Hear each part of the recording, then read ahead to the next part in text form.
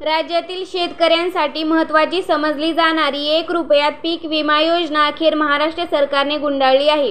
मंत्रिमंडळाच्या मंगळवारी झालेल्या बैठकीत गैरप्रकार, बोगस नोंदी आणि आर्थिक अनियमितता उघड झाल्यानंतर ही योजना रद्द करण्याचा निर्णय घेण्यात आला आहे।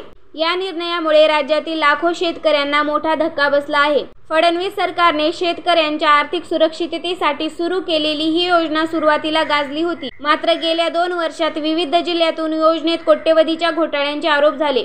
अनेक ठिकाणी बनावट नोंदी, अनधिकृत लाभार्थी आणि विमा रकमेच्या चुकीच्या वाटपाबाबत तक्रारी समोर आल्या। परिणामी ही योजना वादाच्या भोवऱ्यात सापडली आणि अखेर ती थांबवण्याचा निर्णय घेण्यात आला। योजना बंद झाल्यानंतर आता पुन्हा जुन्या पद्धतीनेच पीक विमा देण्यात येणार आहे। त्यानुसार शेतकऱ्यांना खरीप पिकासाठी 2%, रब्बी पिकासाठी 1.5% आणि नगदी पिकांसाठी 5% हप्ता भरावा लागेल। उर्वरित रक्कम राज्य सरकारच्या मदतीने विमा कंपन्यांना दिली जाणार आहे। संबंधित विमा कंपन्यांची निवड निविदा प्रक्रियेद्वारे केली जाईल।